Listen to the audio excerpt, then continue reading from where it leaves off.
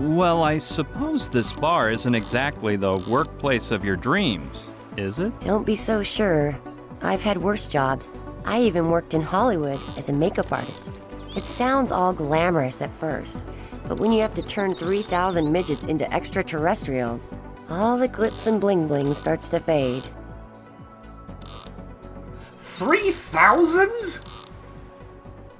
I feel like that would be... One, I don't necessarily think there are 3,000. I can't remember, because I know there's dwarfism and then there's, like, midgetism. God, I'm going to have to correct myself and put that on the video. I don't think there's that many working in the film industry, and I know that it kind of tends to work out being something that a lot of people of the situation end up going into. But surely you could industrialize that process. The worst part of I'm just imagining just like a dozen midgets just hanging by their ankles, dipped into green paint, moved along to dry, another set, come on, dip there. Fucking hell. Anyway. Oh, God. Movie makeup has been doing a hard job. Did you work on any famous films? Please tell me no one sexually assaulted you. Did you work on any famous films? I wouldn't know. I never go to the movies. I mainly worked in horror movies until I met this director. We started going out, and he hired me to do 3 movies all at the same time. You don't say. I bet his name was Andy. Or maybe it was Larry. You're a really bad guesser. Anyway, his name was Peter. He made films in Australia, or did something down under. I actually have a mate who does work in, like, prop production, and... yeah, you kind of have to be read in on what you need, what the fucking film is you're working on. I had a friend who did, who made these amazing, like, replicas of antique furniture for the Bond movie Skyfall. In the final scene, and spoilers for Skyfall, Bond goes back to Skyfall Manor, and it's supposed to be full of all this kind of classical, like, ancestral furniture, and... this friend of mine made huge efforts to, like, delicately cast everything, make sure it was all perfectly put together, that it didn't damage the original stuff. And then they went and saw the film, and the director had put fucking dust sheets over everything, rendering every part of their effort utterly moot. Like, I cannot imagine the level of fucking frustration that the creatives in Hollywood have to go through for, like, practical effects, makeup, costume, for a director to go, no, we don't need that, and just waste weeks, months of preparation and work. There was another time that they got... so you know the live-action Tarzan movie?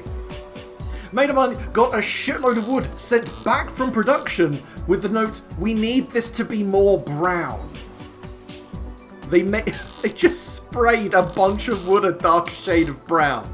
This is how stupid film production is, guys. It really isn't as slick and professional as you might think it is. Anyway, moving on. So, how did you manage to find work in Hollywood? You know, the same way everyone gets a break in the movie world. Maybe you should save it for another time. There may be minors reading this. What a dirty little mind you have. I got my break thanks to my mom, who was a makeup artist. She would take me to film shoots before I learned to walk. This does make it sound like you're actually pretty good at your job, you just maybe burnt out. I feel like that's still worth pursuing, even if you do it more like a secondary thing, side gig. I'm just saying. Oh, doing movie makeup must be a hard job. Not really. Maybe it used to be, but ever since they came out with Grease Paint Pro, you can make your grandma look like a star, as the slogan says. Grease Paint Pro? Are we talking... oh, fuck me, a CGI already devastated the makeup industry. What is that Grease Paint Pro thing? It's the computer software we movie makeup artists use. You can scan a picture of the character you want to create, another of the person you're making over, and in a few seconds it gives you a range of makeup options. Along with the list of the products you'll need, the features you should accentuate or cover up. To put it simply, it's a very expensive wonder program that only big production companies can afford. I feel like that kind of cheapens the skill set of people who are professional makeup artists. That honestly sounds kind of shitty. Because again, it's just trying to capture what the source reference is. It's not going to have that creative flair that comes with someone interpreting ideas.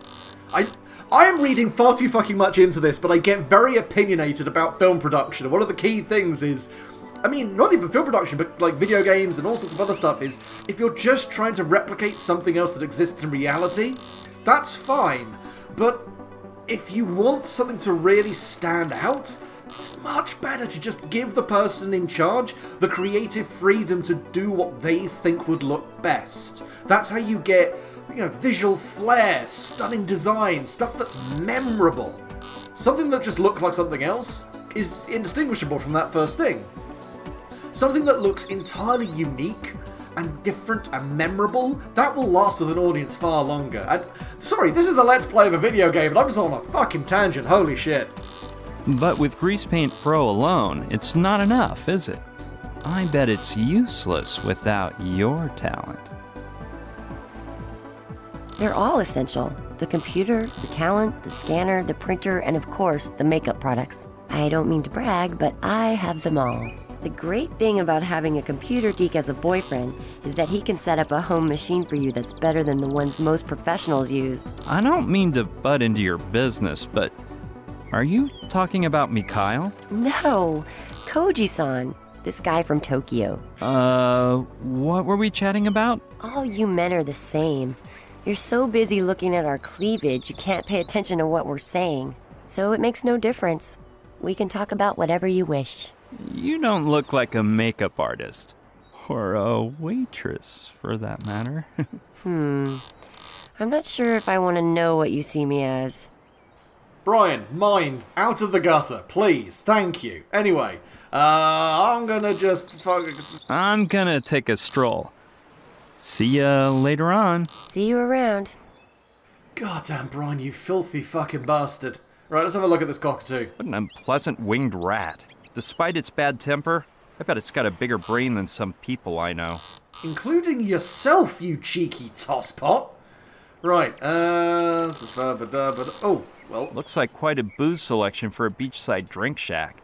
that's what cocktails are for. For example, here. Special cocktails for $5. Oh yeah, can I? No, I'd better not take advantage of Loki Lonnie's good faith. Oh, of course. Plus, I doubt they do me much good. I think slamming a bottle of tequila would do you a lot of good right now, mate. Can I talk? I'll try to win over its trust, and then maybe it'll leave me alone. Alright. Hello, my pretty. What in the world did I do to deserve such hatred? Oh, you fucking know what you Let's drop did. it. It's not worth it. Okay, so there was something in here, wasn't there? Right. What's...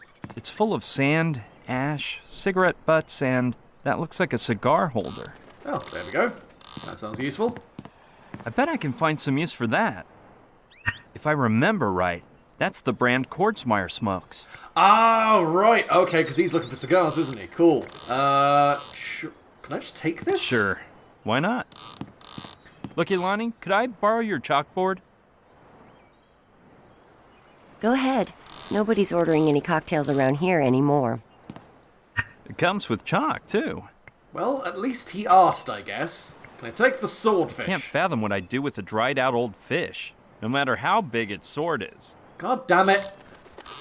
I guess that's everything. I'll see you later, Lokalani. So we got a surf shack, fucking Bronco, some kind of weird wooden shit over there, and then, you know what, let's have a look at the weird wooden shit.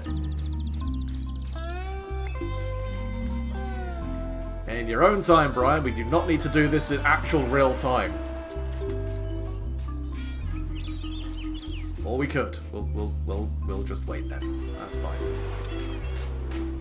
Ooh, it's one of those stands where you can get a souvenir photo taken. I always thought they were a little cheesy, though. I just don't get the humor. I was probably influenced by that dumb photo my mom had hanging on the living room wall, though. Me when I was 6 with a stupid grin and Donald Duck's body. That's not the worst thing. So it's entirely animatronic. That's kind of impressive, I have to say. I admit I do like the idea of the Aboriginal photographer. I mean, it might be better if it wasn't automated and it was an actual person earning money doing that. Like, oh god. There is a thing about how the commodification of culture. I'm not going to get into this because I've had far too many fucking rants already, but just please don't commodify people's culture purely for the sake of going on holiday. Like, this is actually someone's heritage. Capitalism can just leave some of it alone, please. That is so typical. The same muscle-bound surfer as always, with the amazing chick in his arms. No, even though the wood is worn out, it's well anchored from behind. Plus, why would I want to knock it down? Just smash the system, I don't give a fuck. Let's have a look at the backside of the panel. Ah, I've reached the heart of the beast. I mean, the place where you stick coins in and the photo pops out. Okay. Oh, the lights are turned off. That means the photo stand is either unplugged or, even worse, out of order. Wah. That's where the coins are inserted, with that weird shape though. I bet it works with tokens instead of regular coins. Okay, so I need some weird token. That's fair enough. Sure, smarty pants. I couldn't even force my pinky in there. Just cram it in. Strip the meat from the bone. I'm sure it'll be fine. That idea is not good. Alright, fine. I guess we'll just leave. Dum-da-dum-dum-dum. Well, let's go to the surf shack.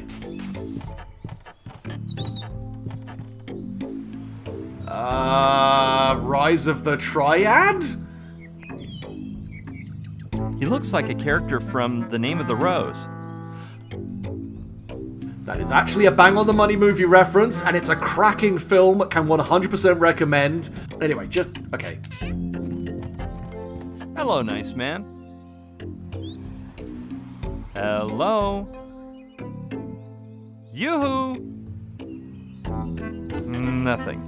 Either this guy's deaf or he's on a real trip. I hope he sees lots of planets on the way. Oh, look! He moves and everything. Did that mean yes? Hi, my name is Brian. Nice to meet you. I guess he can only nod to express the idea of yes. Man, how innovative. Do you know any other tricks? Wow, he can shake his head to say no, too. Alright, sure. This monk has taken a vow of silence, but is still willing to be somewhat useful. I'll take it. You didn't happen to see a girl fall out of the sky lately, did you? Okay. Maybe a monk isn't the person to ask about a woman, so I'll rephrase the question. Have you seen a man with no hair on his face fall out of the sky? Brian, what the fuck? A man with no hair on his face. That's just a clean-shaven man. I'm having a stroke at how stupid this game is. Brian, even people who do take a vow of celibacy and grow up in a monastery surrounded by other men have a rough idea about what a woman should look like. Like, just vague ballpark, and we're talking about Gina here, a woman who is, well, she's got a lot of the well-defined characteristics one would expect to see. He would have to pull that hood directly over his face down to his knees before he would mistake Gina for a fucking clean-shaven dude. But okay, sure. Maybe you saw her fall and thought it was a miracle. I have a hunch you're not going to be much help, so I'll just drop the subject. Okay, well, apparently Brian thinks we've met before, so sure. Hi. I can't see your face very well, but I get the sinking feeling we've met before. Well, okay, but are you getting it? Okay, so we get the yes and the no. How about abstract concepts? You're a whiz at saying yes or no, but I don't know if you really understand me or if you just have a nervous tick. What?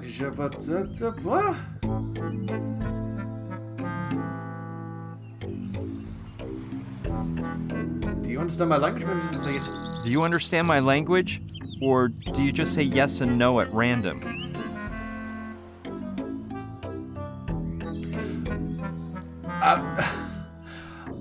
Did you stop nodding and shaking your head for some reason? Did you stop nodding and shaking your head for some reason? Or you remember as one who said, no, he's not. Did you stop nodding and shaking your head for some reason? Or are you a member of a binary sect? I'm so fucking confused. What is this dialogue? Maybe you don't make any other gestures out of spite. I would love it if you just flipped me off. You're not a big talker, so there's no reason to ask whether you can read or write. I think I've gotten a bit mixed up, so let's change the subject. We'll chat some other time, okay? Good luck, my friend. Hang on a second, okay. This guy may know something, but if he keeps talking that way, it'll be hard to discern the important part. Besides the fact that, luckily, he isn't deaf. Okay, look, I've got a chalkboard. Apply a chalkboard directly to Monk. Okie doke. Let's see if he knows how to write. Hey guy, I found a chalkboard for you. If I give it to you, you can write on it, and you won't be stuck just saying yes and no. Do you mean yes, you'll still answer yes and no, or yes, you won't? It doesn't matter. Here, take it.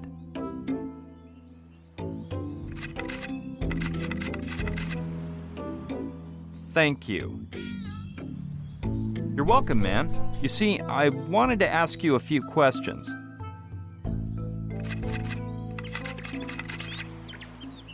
Get to the point. So, you're in a hurry now?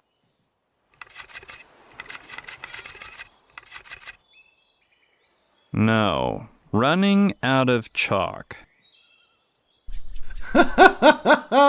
Okay, that's actually kind of a good gag. I appreciate that. A girlfriend of mine fell into the lake. Are you sure you haven't seen her?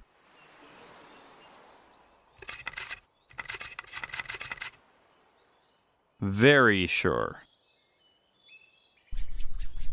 Okay, well, what are you doing here? What are you doing here?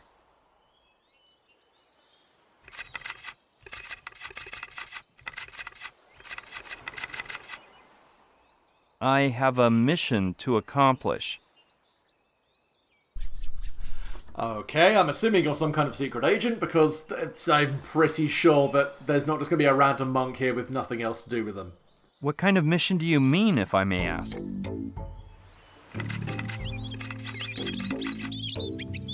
You may not. Okay, either a cultist or a secret agent, one of those two. If you have a mission, then you're not a monk, you're a missionary.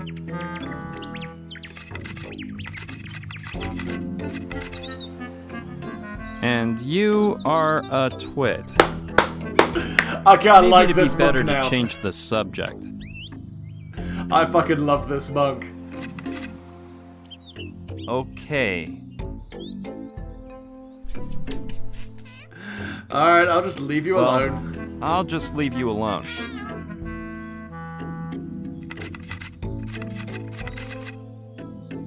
See you. You could just wave to save chalk. Okay, let's have a look at this. It looks like it's made of steel. Well, that looks useful. Okay, it could be handy.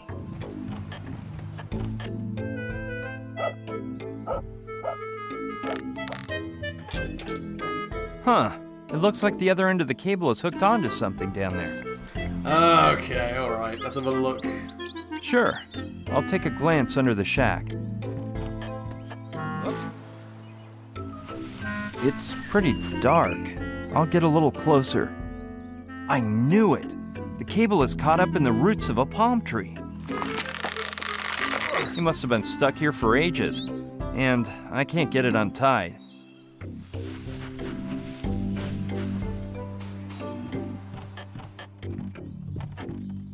I don't know what this darn cable is for. but it sure stuck tight. Okay, well, I keep fucking doing that. Wait, how do I open the fucking... tab, there we go. So, can I apply Lima? I don't think that's a good plan. Alright, fine. Well, speaking of lemurs, I guess we can now go and look at the bucking bronco and see what the fuck's over here. My goodness, the collateral damage of tourism. If you ask me, rodeos and, of course, bucking broncos are about as Hawaiian as koalas, just to give an example. Well, this has had the absolute shit knocked out of it. That's the weight of the machinery that makes the bronco buck. Well, let's have a little look through there. Maybe I'll find something interesting. Just running around scavenging what I can from this island before I get evacs. Or maybe something dangerous. Like a gun. What a mess! Well, 3 dead The lemurs only and a socket danger wrench. inside there is getting tetanus with all that rusty metal. Okay, so nothing useful. Let's have a look at buck bronco, speakers, anything? It looks more like a buffalo than a bull, but what's the difference in Hawaii? No, it's such a wreck something might happen to me. Plus, it probably doesn't even work. Well, okay then. What do you want me to do, game? I'm supposing I need to figure out some kind of plan. That would make the most sense, but... I suppose we haven't gone to the visitor centre. I'll probably look through the visitor centre and then we'll call it for a set, just because between my rants and this vast amount of talking I've had to do, this has taken quite a while. So, yeah, sorry this has not been quite so action-packed, but we needed to kind of get some progress on the way. In your own time, Brian. Whenever you fancy it. Jesus fucking Christ. I couldn't get in. The door's locked with several chains and padlocks. Fantastic. I see Fukahuna. This is also going to be locked, isn't it? Just to fucking spite me. Oh god, it really is, isn't it?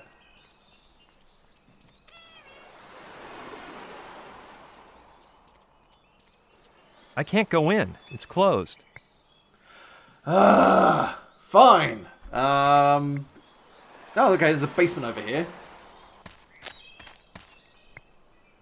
Well, this looks pretty heavily locked. It keeps the doors from being open. That's understandable. Impossible. Just by looking, I can see the wood is too thick. Alright, fine. I need something sharp, like a hatchet or something.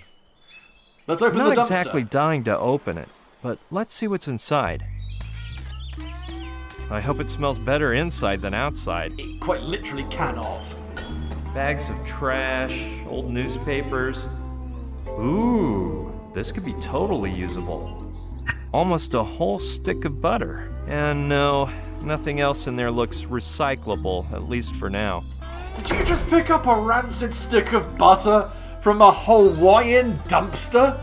Like, that shit has got to be rendered down at this point. Oh god, that's the worst. We're going to call it here for a set. Thank you very much for watching. Oh, I did not want to think... no. Thank you very much for watching. In return, more adventures of Brian idly flirting with waitresses while his girlfriend, I don't know, is thrown into some kind of horrifying American Guantanamo gulag. Anyway, thank you very much for watching, and goodbye.